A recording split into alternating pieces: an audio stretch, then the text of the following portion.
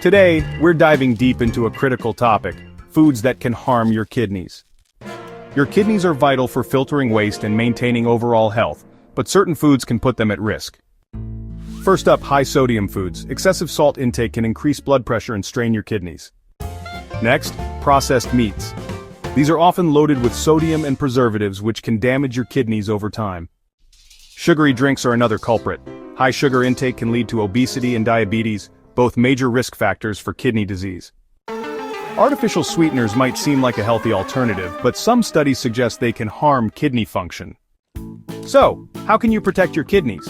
Reduce your sodium intake, limit processed foods, and choose water over sugary drinks.